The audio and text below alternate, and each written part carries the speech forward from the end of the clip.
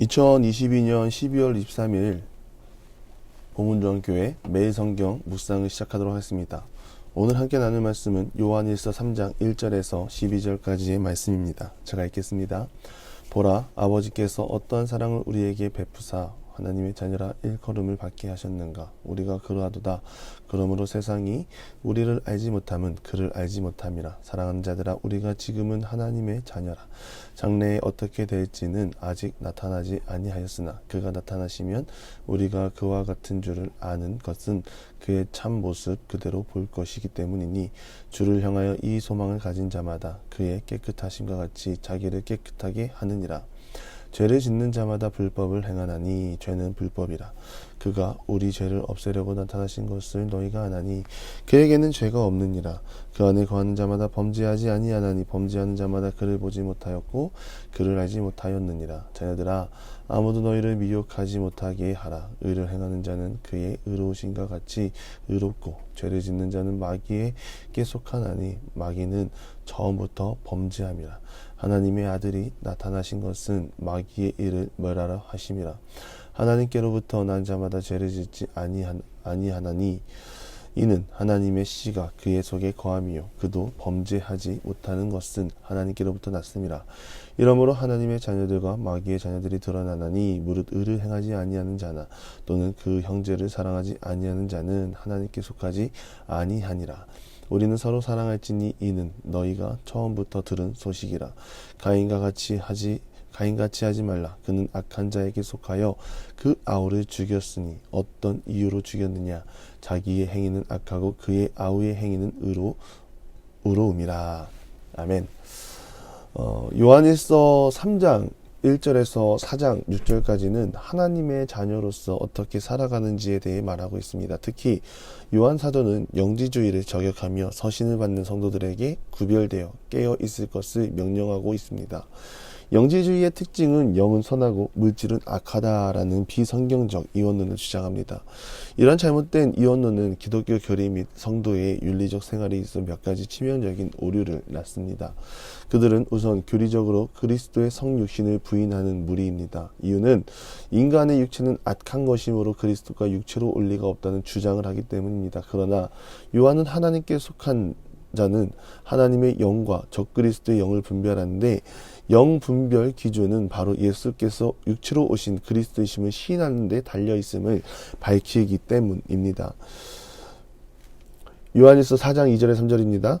이로써 너희가 하나님의 영을 알지니 곧 예수 그리스도께서 육체로 오신 것을 시인하는 영마다 하나님께 속한 것이요 예수를 시인하지 아니하는 영마다 하나님께 속한 것이 아니니 이것이 곧 적그리스도의 영이니라. 오리라 한 말을 너희가 들었거니와 지금 벌써 세상에 있느니라. 이 영지주의는 윤리적으로 두 가지 상반된 결과로 나타나는데 그것은 곧 극단적 금욕주의와 극단적 방종과 쾌락주의입니다.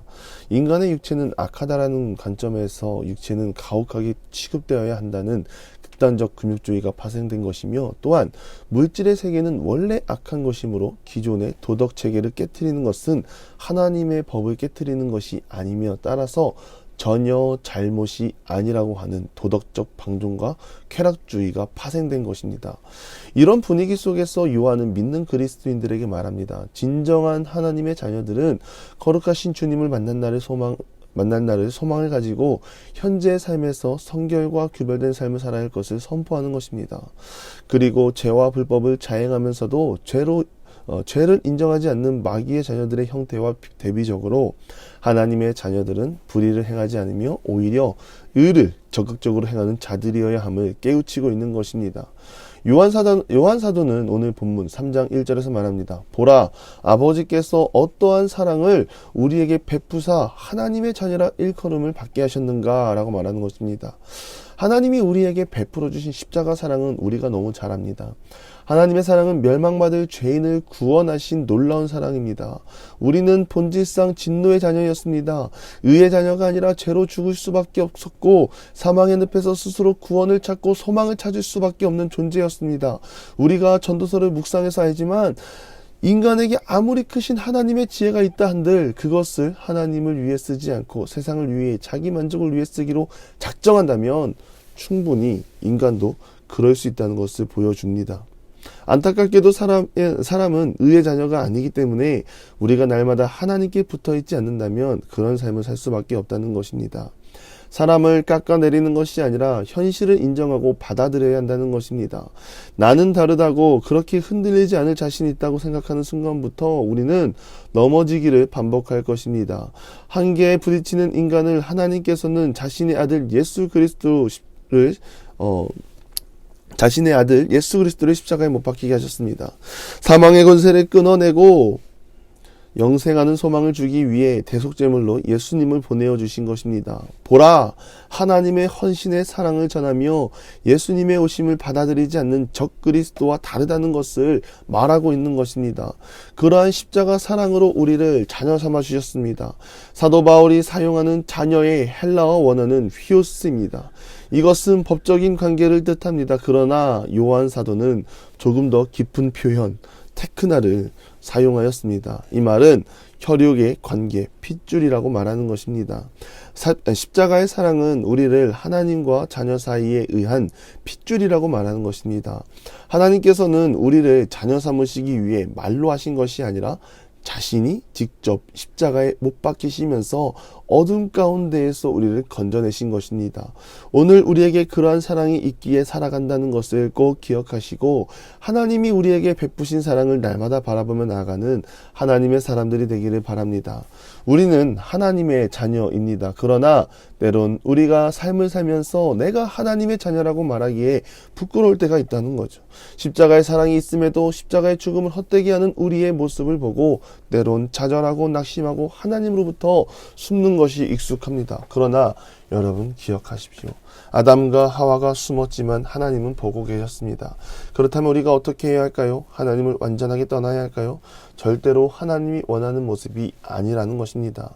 하나님이 우리에게 원하시는 모습은 실수투성이이지만 그럼에도 나는 하나님의 자녀라는 것을 선포하는 것입니다. 무너지고 실패한 자리 하나님의 자녀이기에 이 정도라 생각하시고 다시 한번 일어나 하나님 닮은 모습으로 살아가는 것입니다. 세상 사람들은 우리를 조롱할 수 있습니다. 그럼에도 우리 안에는 그리스도의 생명이 있기에 우리는 다시 일어날 수 있는 힘이 생깁니다.